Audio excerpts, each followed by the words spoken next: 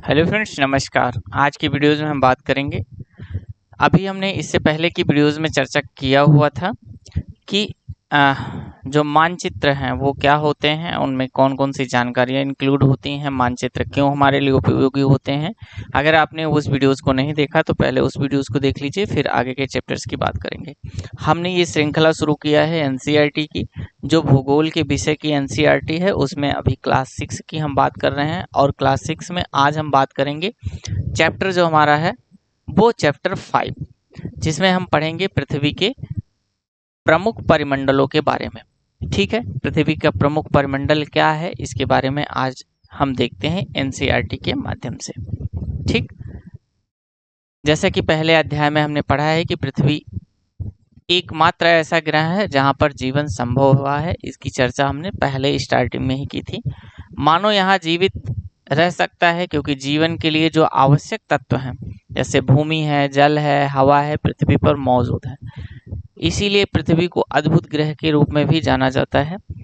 संपूर्ण ब्रह्मांड में अभी तक केवल पृथ्वी एक ऐसी मात्र, जहां तक मनुष्यों की, वैज्ञानिकों की जहां तक सोच पहुंची है, जहां तक वो खोज कर पाए हैं, पृथ्वी केवल मात्र ऐसा ग्रह है जहां पर जीवन संभव हुआ है और उसके लिए आवश्यक तत्व हैं।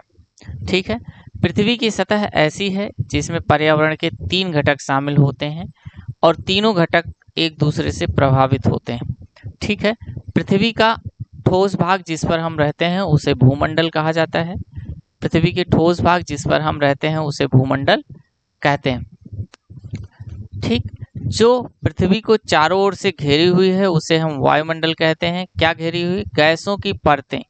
गैसों की परतें जो पृथ्वी को चारों तरफ से घेर रखी हैं, बांधी हुई हैं, उन्हें हम जो है वायुमंडल कहते हैं। जिसमें क्या होता है? ऑक्सीजन होता है, नाइट्रोजन होता है, कार्बन डाइऑक्साइड होता है, अन्य जो है निष्क्रिय गैसें पाई जाती हैं, जैसे आर्गन हो गया, हीलियम हो गया, हाइड्रोजन हो गया। तो इस तरीके की भी गैसेस हमें देखने को मिलती हैं। पृथ्वी के कुछ बड़े भाग पर जल पाया जाता है जिसे हम जलमंडल कहते हैं।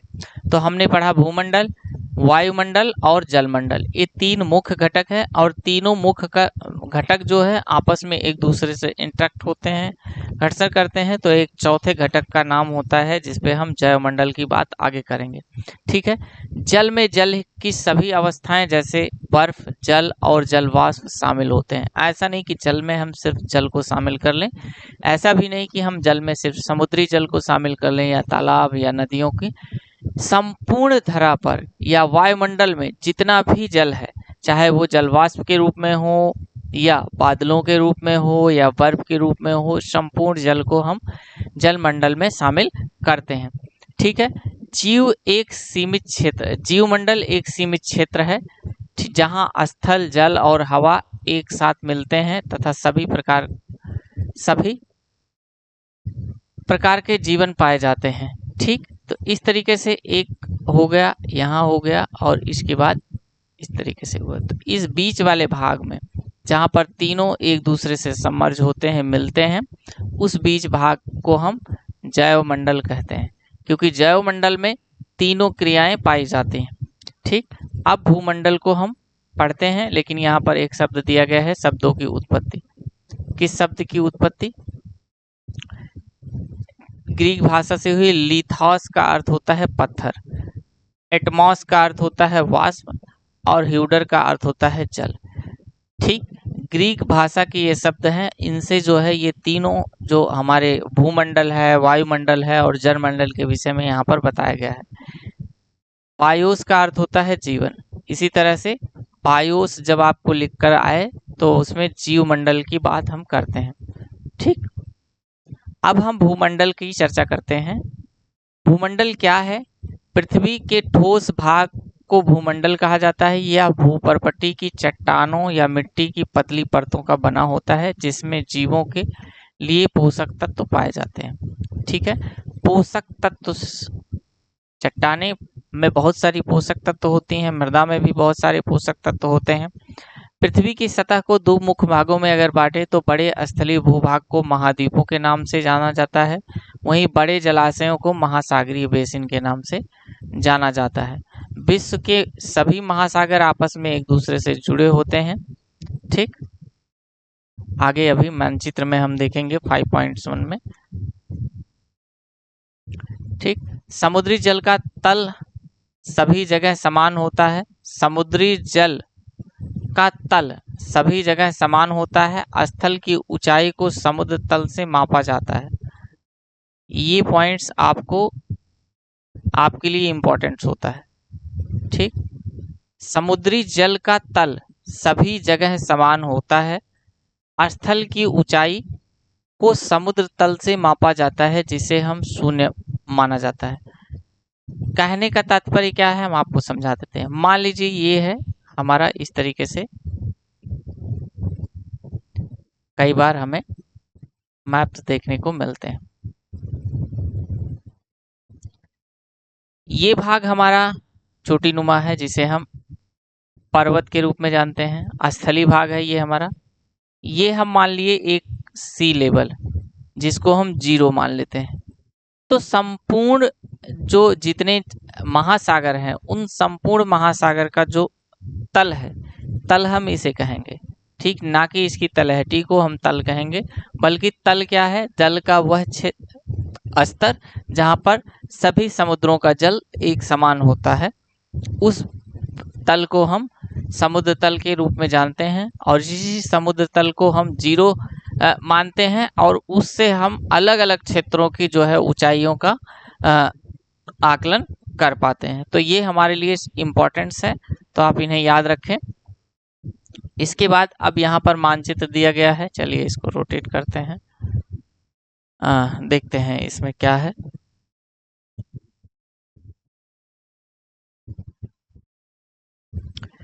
तो इस तरह से, जैसे कि पहले बताया कि सभी क्या हैं, सभी जो महासागर हैं एक दूसरे से जुड़े हुए हैं। तो यहाँ पर ये हमारा प्रशांत महासागर, जो सबसे बड़ा महासागर है, प्रशांत महासागर। दूसरा महासागर जो है अटलांटिक महासागर हो गया हमारा। फिर इसके बाद जो है हिंद महासागर हो गया। हिंद महासागर के बाद आर्कटिक महासागर हो गया। तो इस तरीके से ये 4 महासागर हैं। कई बार इसमें एक और महासागर, जिसे हम दक्षिणी महासागर के नाम से जानते हैं, ठीक है, तो ये भी शामिल कर लिया जाता है। तो इस तरीके से महासागर हैं। और कॉन्टिनेंटल्स की बात अगर हम करें, तो यहाँ हम देख रहे हैं ये भाग हमारा जो रेड सा यहाँ से दिख रहा है, ये पूरा भाग हमारा उत्तरी अमेरिका है। उत्तरी अमेरिका के 2 पर्वतों का दिखाया गया है, एक रॉकी पर्वत, एक अपलेशियन पर्वत को दिखाया गया है। इसके साथ दक्षिण में अगर देखें यहाँ पर, तो ये दक्षिणी अमेरिका है। दक्षिणी अमेरिका में एक नदी, अमेजन नदी, जो यहाँ पर है। इसके बाद यहाँ पर एक पर्वत दिखाया गया है पश्चिम में, जिसको हम रॉकी पर्वत के नाम से जानते हैं।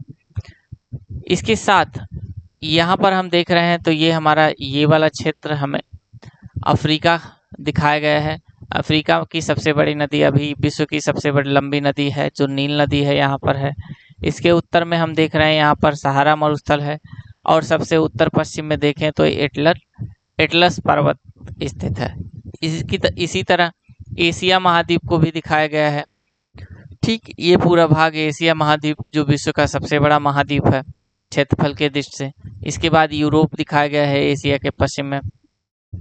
ठीक दक्षिण में एक छोटा सा जो है महाद्वीप, जिसे हम ऑस्ट्रेलिया महाद्वीप कहते हैं। ठीक, और इसके पूर्व में, उत्तर पूर्व में ग्रेट डिवाइडिंग रेंज जो है पर्वत श्रृंखला है, तो ये है। तो इस तरह से सबसे दक्षिण में यहाँ देखिए अंटार्कटिका दिखाया गया है। अंटार्कटिका की विशेषता है पूर्णतः बर्फ आच्छादित है, और यहाँ पर जीवन नहीं है। तो इस तरीके से ये मानचित्र के माध्यम से भी हम समझ पाए हैं कि सभी क्या हैं, सभी जो महासागर हैं एक दूसरे से क्या हैं, जुड़े हुए हैं।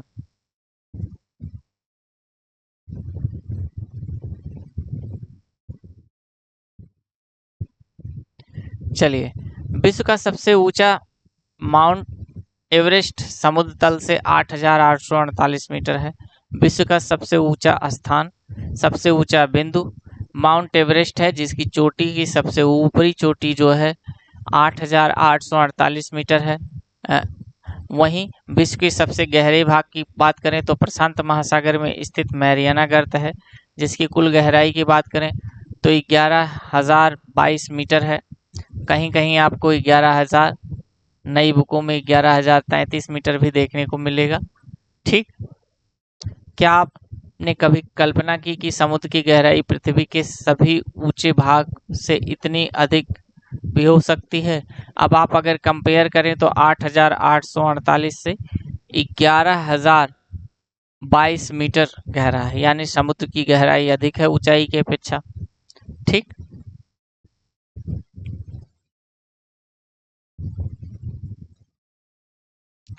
यहाँ पर एक छोटी सी जानकारी दी गई है। न्यूजीलैंड के एमंड हेलरी तथा भारत के तेंजिंग नौरे नौगरे शेरपा ने 29 मई 1953 को पृथ्वी के सबसे ऊंचे शिखर माउंट एवरेस्ट पर चढ़ने वाले पहले व्यक्ति थे।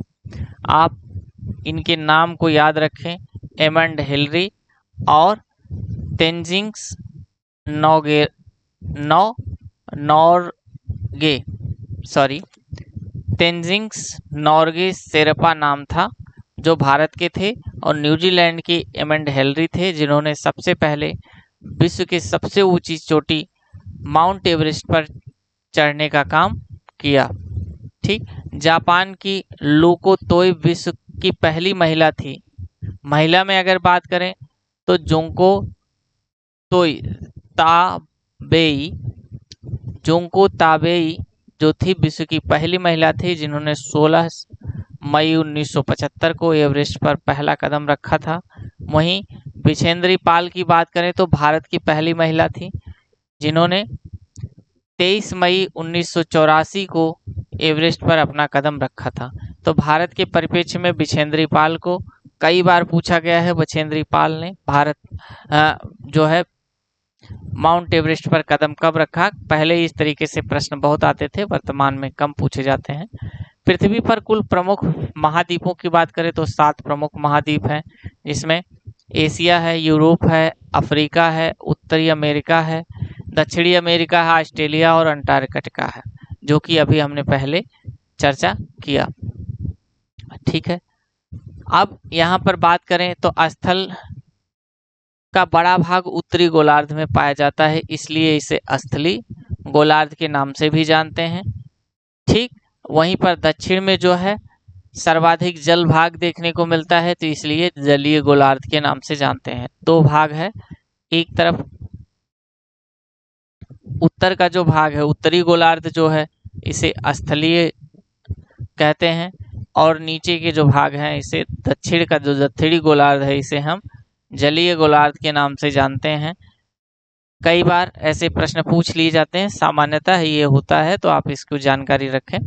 ठीक, एशिया के बारे में पढ़ेंगे। एशिया विश्व का सबसे बड़ा महाद्वीप है, यह पृथ्वी के कुल 1/3 भाग पर फैला है। 1/3 भाग पर कौन फैला है अकेले, जो है एशिया।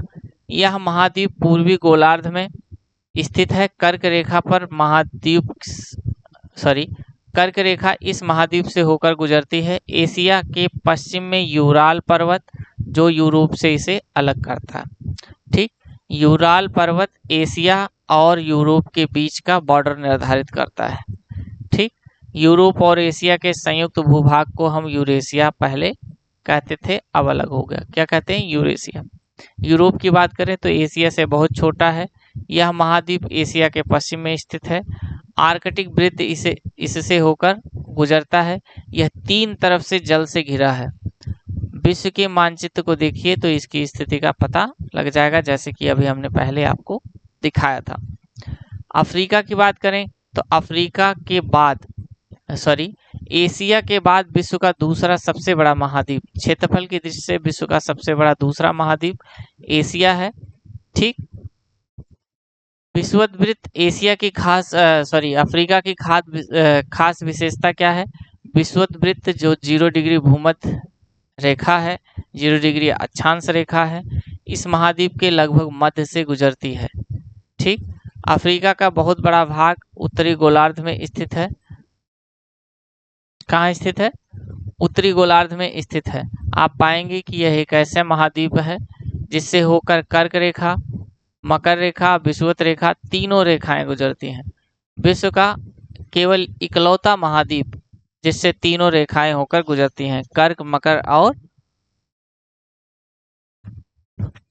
विषुवत रेखा। सहारा का रेगिस्तान, सहारा रेगिस्तान जो है विश्व का सबसे बड़ा गर्म रेगिस्तान है जो अफ्रीका में स्थित है। अभी हमने आपको लोकेशन दिखाया था। यह महाद्वीप चारों तरफ से समुद्रों एवं महासागरों से घिरा हुआ है। ठीक।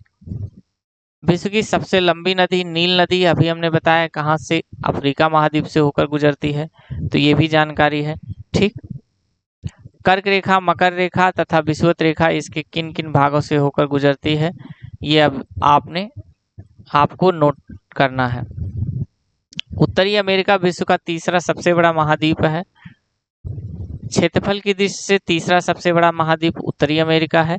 यह दक्षिणी अमेरिका से एक सक्रिय स्थल से जुड़ा है जिसे हम पनामा जल संधि के नाम से जानते हैं। तो आप याद रखें। अब यहाँ पर ये दिखाया गया है, यहाँ पर ये स्थल संधि,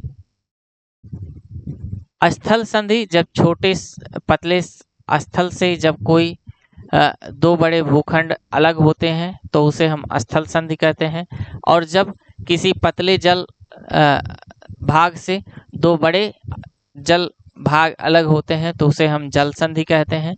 तो इस बात को आप याद रखें। कई बार ऐसे प्रश्न आपसे पूछे जाते हैं जिनसे आपको जो है प्रश्न करने में आसानी होगी। ठीक है। स्थल संधि क्या है, स्थल को समझते हैं। स्थल का एक सकरा भाग होता है जो दो बड़े स्थलीय भागों को एक दूसरे से जोड़ता है। अभी हमने आपको बताया, जैसे पनामा है, यहाँ पर पनामा के विषय में बताया गया है। तो पनामा एक स्थल संधि है और पनामा से क्या होता है, उत्तरी अमेरिका और दक्षिणी अमेरिका अलग होते हैं। वहीं जल संधि की बात करें तो पानी का एक सकरा भाग होता है जो दो बड़ी जल राशियों को जैसे समुद्रों या महासागरों को एक दूसरे से जोड़ने का काम करती है, तो उसे हम जल संधि कहते हैं। भारत और श्रीलंका के बीच इसी तरह की जल संधि है जिसका नाम है पाक जल संधि। क्या नाम है? पाक जल संधि। तो आप इसे याद रखें। ठीक। अभी हम पढ़ रहे थे उत्तरी एवं पश्चिमी गोलार्ध में स्थित है। यह महाद्वीप 3 महासागरों से घिरा है तथा इस महासागरों का नाम बताना है। उत्तरी अमेरिका की बात कर रहा था, तो उत्तरी अमेरिका के विषय में यहाँ पूछा गया है। महाद्वीप 3 महासागरों से घिरा हुआ है। तो इसके पश्चिम में हम आपको बता देते हैं, जैसे कि यहाँ पर मैप में दिख रहा है, ये है हमारा उत्तरी अमेरिका, और उत्तरी अमेरिका 3 तरफ जल से घिरा हुआ है। एक तरफ क्या है, आर्कटिक, दूसरी तरफ यहाँ पर देख रहे हैं सबसे ज़्यादा इस तरफ जो घिरा हुआ है ये है प्रशांत महासागर, और इसके जो पूर्वी क्षेत्र में हम देख रहे हैं इसे हम अटलांटिक महासागर के नाम से जानते हैं। ठीक। अब दक्षिणी अमेरिका की बात करेंगे। दक्षिणी अमेरिका जो यहाँ पर है ये भी जो है पूरी तरह से जल से घिरा हुआ है। ठीक। दक्षिणी अमेरिका का अधिकांश जो भाग है वो दक्षिणी गोलार्ध में स्थित है। इसके पूर्व एवं पश्चिम में कौन 2 महासागर हैं? उत्तरी अमेरिका 3 महासागरों से, जबकि दक्षिणी अमेरिका 2 महासागरों से। किसमें? प्रशांत और अटलांटिक महासागर से घिरा हुआ है। विश्व की सबसे लंबी पर्वत श्रृंखला जिसको हम एंडीज कहते हैं, जो यहाँ से शुरू होती है इस तरीके से इसके पश्चिमी भाग में स्थित है। ठीक। उत्तर से दक्षिण की ओर फैली है। दक्षिणी अमेरिका में विश्व की सबसे बड़ी नदी, लंबी नहीं बड़ी नदी अमेजन स्थित है। अमेजन के जंगलों को विश्व का जो है फेफड़ा के नाम से जानते हैं। क्यों जानते हैं? क्योंकि यहाँ के जो जंगल हैं बहुत घने हैं, और इन घने जंगलों से हमें जो ऑक्सीजन है विश्व का लगभग 33% से भी ज़्यादा जो ऑक्सीजन है वो उन्हीं जंगलों से प्राप्त होता है। ठीक। तो आप याद रखें, ऑस्ट्रेलिया विश्व का सबसे छोटा महाद्वीप है जो पूरी तरह से दक्षिणी गोलार्ध में स्थित है। इकलौता महाद्वीप, एक और महाद्वीप आर्कटिक महाद्वीप है, अंटार्कटिका महाद्वीप है जो दक्षिणी गोलार्ध में पूर्ण तरह से स्थित है। तो उसे भी हम देखेंगे। आगे चलिए। ये द्वीपीय महाद्वीप है। ऑस्ट्रेलिया एक द्वीपीय महाद्वीप है। ठीक, इसके बाद अंटार्कटिका के विषय में। अंटार्कटिका बहुत बड़ा महाद्वीप है जो दक्षिणी गोलार्ध में स्थित है। दक्षिणी ध्रुव इसी महाद्वीप पर स्थित है। ठीक है, चूंकि यह दक्षिणी ध्रुव क्षेत्र में स्थित है इसलिए यह हमेशा मोटी बर्फ से क्या है, ढका रहता है। यहाँ किसी भी प्रकार के अस्थायी मानव निवास नहीं होते।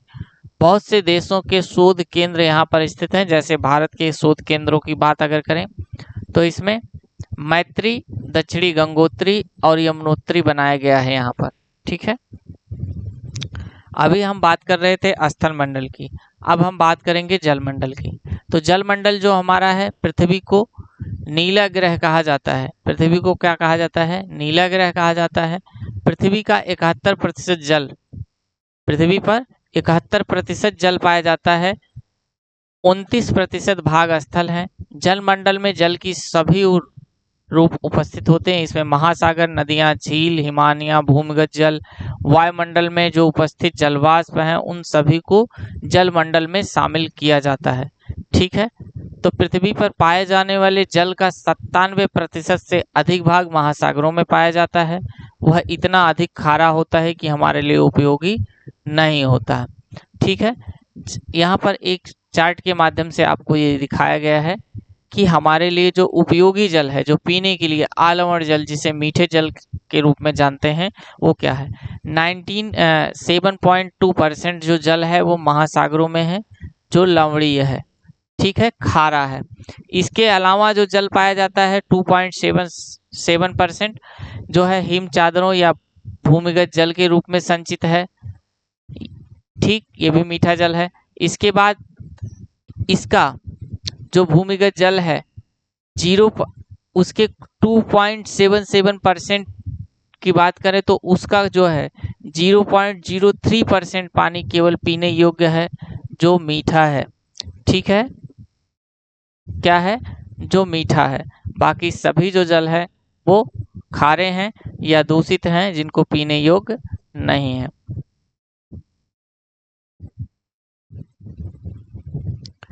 महासागरों के विषय में हम पढ़ रहे हैं। तो महासागर जलमंडल के मुख्य भाग हैं, वे आपस में एक दूसरे से जुड़े होते हैं और महासागरीय जल हमेशा गतिशील रहता है, जिसमें तरंगे, ज्वार भाटा और महासागरीय धाराएं शामिल होती हैं। जल की 3 मुख्य गतियां होती हैं।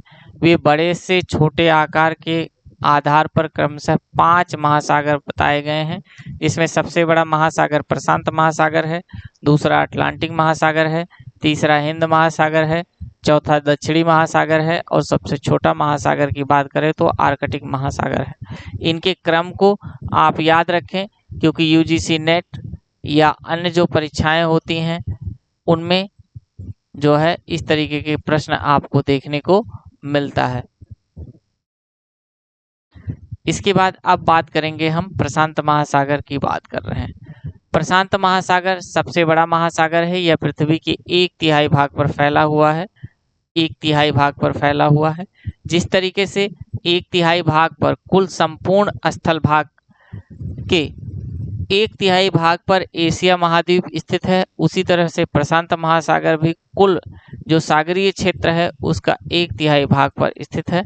ठीक है, पृथ्वी का सबसे गहरा भाग मैरियाना जो गर्त है इसी महासागर में है। हमने पहले इसका जिक्र किया। प्रशांत महासागर लगभग कैसा है, वृत्ताकार है। प्रशांत महासागर की आकृति कई बार आपसे पूछी जाती है, तो इसकी आकृति लगभग वृत्ताकार है। ये एशिया, ऑस्ट्रेलिया, उत्तर एवं दक्षिणी अमेरिका इसकी चारों ओर स्थित है। ठीक है, सॉरी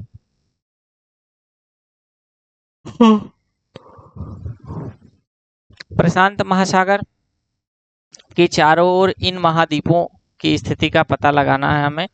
4 पॉइंट यहाँ पर कुल क्षेत्र दिए गए हैं। जैसे तदुंतरित तटरेखा क्या होती, जो कटे पटे क्षेत्र होते हैं इस तरीके से, उसे हम तदंतरित रेखा कहते हैं। अब दूसरे सबसे बड़े महासागर जिसको हम अटलांटिक महासागर कहते हैं, क्या कहते हैं, अटलांटिक महासागर। अटलांटिक महासागर विश्व में क्षेत्रफल की दृष्टि से जो है दूसरा सबसे बड़ा महासागर है। इस महासागर की आकृति की बात करें तो अंग्रेजी के एस अक्षर की जो आकृति है इस तरह से इसका आकार हमें देखने को मिलता है। इसके पश्चिमी किनारे पर अगर बात करें तो उत्तरी एवं दक्षिणी अमेरिका है। वहीं पूर्वी किनारे पर बात करें तो सबसे उत्तर में यूरोप है और फिर अफ्रीका। ठीक, अटलांटिक महासागर की तटरेखा बहुत अधिक तदुंतरित है यानी कटी फटी है। यह अनियमित और तदुंतरित रेखा प्राकृतिक पोताश्रयों यानी बंदरगाह, नेचुरल बंदरगाह के रूप में हमें देखने को मिलता है। इसलिए यहाँ पर सर्वाधिक जो है आदर्श स्थिति किस पत्तनों की मिलती है। व्यापार की दृष्टि से यह सबसे व्यस्त महासागर है। ठीक, व्यापार की दृष्टि से यह सबसे व्यस्ततम महासागरों में से सबसे व्यस्ततम महासागर है, ये बताया जा रहा है। अब इसके बाद जो हमारा तीसरा क्षेत्रफल की दृष्टि से महासागर है जिसके हम हिंद महासागर कहते हैं। हिंद महासागर इकलौता एक ऐसा महासागर है जिसका किसी देश के नाम पर इसका नामकरण किया गया है। ठीक, इसका नाम किसी देश के नाम पर यानी भारत के नाम पर रखा गया है। यह महासागर लगभग कैसा है, त्रिभुजाकार है। इस तरीके से जब हम देखते हैं तो हमें इस तरीके से आकृति देखने को मिलती है। तो त्रिभुजाकार आकृति लगभग होती है इसकी। ठीक, उत्तर में एशिया, पश्चिम में अफ्रीका और पूर्व में ऑस्ट्रेलिया स्थित है इसके। अब बात करेंगे दक्षिणी महासागर की। दक्षिणी महासागर अंटार्कटिका महाद्वीप के चारों ओर से घिरा हुआ है। यह अंटार्कटिका महाद्वीप के उत्तर ओर 66 डिग्री दक्षिणी अक्षांश तक फैला हुआ है। इसके बाद आता है हमारा आर्कटिक महासागर। आर्कटिक महासागर जिसे हम उत्तरी ध्रुव वृत्त में स्थित देखते हैं, यह उत्तरी ध्रुव के चारों ओर फैला हुआ है। यह प्रशांत महासागर से छिछले जल वाले एक सक्रिय भाग से जुड़ा हुआ है जिसे बेरिंग जल संधि के नाम से हम जानते हैं। वहीं यह उत्तरी अमेरिका के उत्तरी तटों तथा यूरेशिया से घिरा हुआ है। ठीक है, अभी हमने बात की महासागरों की, अब हम बात करेंगे वायुमंडल की। वायुमंडल में हम यहाँ पर सबसे पहले एक ग्राफ दिया गया है, उस ग्राफ में देख रहे हैं वायुमंडल का सबसे निचला भाग क्षोभ मंडल, उसके ऊपर समताप मंडल, फिर उस मध्य में मध्यमंडल और फिर आयन मंडल और बहिर्मंडल। यहाँ पर अलग अलग सिंबल्स दिए गए हैं। समताप मंडल देखिए, जो क्षोभ मंडल के ऊपर की सीमा है उसे क्षमताप मंडल कहते हैं और इसमें जो है फ्लाइट्स रन करती है। वहीं मध्यमंडल में जो है उल्कापिंड्स आकर जलते हैं। तो इस तरह से और बड़े बड़े जो हमारे संचार होते हैं, जो रेडियो वेव्स होते हैं, वो आयन मंडल से रिफ्लेक्टेड होते हैं।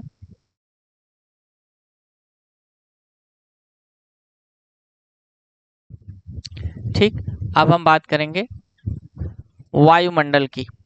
तो वायुमंडल क्या है? वायुमंडल हमारी पृथ्वी को चारों ओर से गैसों का एक परत है जो घिरा हुआ है, जिसे हम वायुमंडल कहते हैं। वायु की यह पतली परत इस ग्रह का महत्वपूर्ण एवं अटूट भाग है।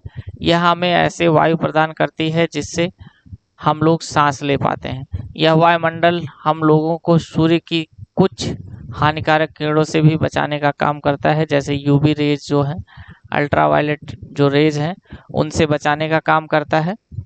वायुमंडल 1600 किलोमीटर की ऊंचाई तक फैला है। कितना? 1600 किलोमीटर की ऊंचाई तक फैला है।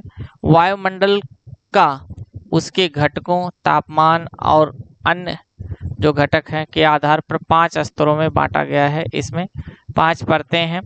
कौन कौन सी हैं? क्षोभ मंडल है, समताप मंडल है, मध्य मंडल है, आयन मंडल है और बहिर्मंडल है। तो ये 5 इसके जो है मंडल हैं, उनको याद रखिएगा। वायुमंडल मुख्यतः ऑक्सीजन एवं नाइट्रोजन का बना होता है, जो कि साफ एवं शुष्क हवा का 99% भाग है। साफ एवं शुष्क हवा का 99% भाग है। मूलतः किससे बना है? ऑक्सीजन और नाइट्रोजन की। ठीक, क्योंकि नाइट्रोजन की बात अगर करें तो नाइट्रोजन लगभग हमारे वायुमंडल में 78% नाइट्रोजन पाई जाती है अकेले।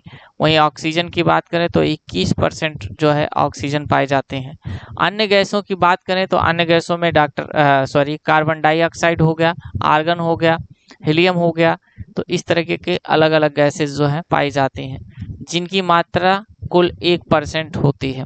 ठीक, ऑक्सीजन सांस लेने के लिए अति आवश्यक होती है, जबकि नाइट्रोजन प्राणियों की वृद्धि के लिए आवश्यक होती है। प्राणियों की जो वृद्धि के लिए नाइट्रोजन की आवश्यकता होती है। कार्बन डाइऑक्साइड यद्यपि बहुत कम मात्रा में होती है, लेकिन यह पृथ्वी के द्वारा छोड़ी गई ऊष्मा को अवशोषित करती है, जिससे पृथ्वी गर्म रहती है और यह पौधों को वृद्धि के लिए आवश्यक होता है। ठीक है। ऊंचाई के साथ वायुमंडल के घनत्व में भी भिन्नता आती है। यह घनत्व समुद्र तल पर सबसे अधिक होता है। ये बात कई बार आपसे पूछा जाता है कि जो सर्वाधिक घनत्व होता है वो कहाँ होता है। तो वायुमंडल का जो सर्वाधिक घनत्व होता है वो समुद्र तल पर देखने को हमें मिलता है। जैसे जैसे हम ऊपर जाते हैं ये क्या होता है, विरल होता जाता है, इसमें कमी देखने को मिलती है, घटता जाता है। आप जानते हैं कि पहाड़ों पर पर्वतारोहियों को क्या होता है, सांस लेने में जो है प्रॉब्लम होती है। वो क्यों होती है? क्योंकि वहां पर हवा की घनत्व में कमी होता है। ठीक है।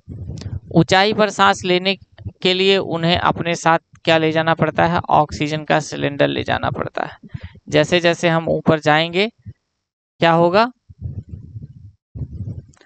तापमान भी घटता जाता है। वायुमंडल पृथ्वी पर दबाव डालता है। यह एक स्थान से दूसरे स्थान पर अलग अलग होता है। कुछ भागों में हमें अधिक दाब महसूस होता है, जबकि कुछ भागों पर हमें कम दाब महसूस होता है। वायु उच्च दाब से निम्न दाब की ओर बहती है। इंपॉर्टेंट लाइन फिर से, वायु उच्च दाब से निम्न दाब की ओर बहती है। इसी को हम गतिशील वायु पवन कहते हैं, गतिशील वायु पवन कहते हैं। और अब हम पढ़ेंगे जीवमंडल की। ठीक, जीवमंडल में तीनों जो है गतिविधियां देखने को हमें मिलती हैं। जैसे स्थल मंडल भी पाया जाता है। स्थल, जल और हवा के बीच एक सीमित भाग है। यह क्या है? वह भाग है जिसमें जीवन मौजूद होता है। यहाँ जीवों की बहुत सी प्रजातियां होती हैं, जो सूक्ष्म जीवों तथा बैक्टीरिया से लेकर बड़े स्तनधारियों के आकार में पाई जाती हैं। मनुष्य सहित सभी प्राणी जीवित रहने के लिए एक दूसरे से को जीवमंडल से जोड़े रखते हैं। ठीक है। जीवमंडल कह रहे हैं मुख्यतः दो भागों में डिवाइड है। दो प्रकार के प्राणी हैं, एक जंतु जगत एवं पादप जगत। पेड़ पौधों के विषय में हम पढ़ते हैं और जीव जंतुओं के विषय में हम पढ़ते हैं। तो दो तरह से इसे डिवाइड करके जीवमंडल को हम देखते हैं। पृथ्वी के ये तीनों परिमंडल आपस में पारस्परिक क्रिया करते हैं तथा एक दूसरे को किसी न किसी रूप में प्रभावित करते हैं। उदाहरण के लिए देखें, लकड़ी तथा खेती के लिए वनों को काटा जाए तो इससे ढलुआ भाग पर मिट्टी का कटाव तेजी से होता है। इसी प्रकार प्राकृतिक आपदाएं जैसे भूकंप से पृथ्वी की सतह में परिवर्तन हो जाता है। हाल ही में सुनामी के कारण अंडमान और निकोबार द्वीप समूह का कुछ भाग पानी में डूब गया। तो इस तरह से ये सारे जो है फैक्टर्स यहाँ पर दिए गए हैं। और भी हैं, जल नीचे देखते हैं। उद्योगों, तापीय विद्युत संयंत्रों और गाड़ियों द्वारा उत्सर्जित पदार्थ वायु में प्रदूषक का कार्य करता है, जिसमें कार्बन डाइऑक्साइड वायु का एक महत्वपूर्ण घटक है। लेकिन कार्बन डाइऑक्साइड की मात्रा में वृद्धि के कारण पृथ्वी की सतह पर क्या है, तापमान में वृद्धि हो रही है, जिसे हम भूमंडलीय तापन के रूप में जानते हैं। इस भूमंडल या वायुमंडल या जनमंडल के बीच के प्राकृतिक संतुलन को बनाए रखने के लिए पृथ्वी संसाधनों को सीमित उपयोग, जो पृथ्वी पर संसाधन है उनका हमें सीमित उपयोग करने की आवश्यकता है। ये बात एनसीईआरटी आपको बता रही है। अब कुछ महत्वपूर्ण अभ्यास प्रश्न जो यहाँ से बन सकते हैं उनको देखेंगे। दिए गए हैं, इसमें सही उत्तर चयन करना है। कौन सी पर्वत श्रृंखला एशिया और यूरोप को अलग करती है? तो एशिया यूरोप को अलग करने वाली पर्वत श्रृंखला यूराल है। उत्तरी अमेरिका एवं दक्षिणी अमेरिका से कैसे जुड़ा है? तो उत्तरी अमेरिका दक्षिणी अमेरिका स्थल संधि किससे जुड़ा है? पनामा से। आप इसे याद रखें। वायुमंडल में कौन सी गैस सर्वाधिक प्रतिशत पाई जाती है? किस गैस की? तो नाइट्रोजन पहले जो 78%, इसके बाद ऑक्सीजन 21%। याद रखिए। पृथ्वी पर कौन सा भाग ठोस चट्टानों के रूप में है? तो स्थल मंडल जो है पृथ्वी का ठोस है। सबसे बड़ा महाद्वीप की बात करें तो क्षेत्रफल की दृष्टि से सबसे बड़ा महाद्वीप एशिया महाद्वीप है। आज की वीडियोस में हमने इस चैप्टर्स में पढ़ा महाद्वीपों, महासागरों और जो हमारे कॉन्टिनेंटल्स हैं अलग अलग, उनमें महाद्वीप में जैसे उत्तरी अमेरिका हो गया, दक्षिणी अमेरिका हो गया, एशिया, अफ्रीका, यूरोप और ऑस्ट्रेलिया के विषय में हमने, अंटार्कटिका के विषय में हमने पढ़ा। ठीक, जीवमंडल को हमने देखा। आई होप कि आप सारी चीज़ों को, छोटी छोटी चीज़ों को आप समझ पाए होंगे। अगर वीडियोस पसंद आई हो तो लाइक करिएगा, चैनल पर नए हैं सब्सक्राइब करिएगा और शेयर करिएगा ज़रूर ये वीडियोस, क्योंकि दूसरों तक ज्ञान पहुंचाना भी एक उपकार का कार्य होता है। नमस्ते।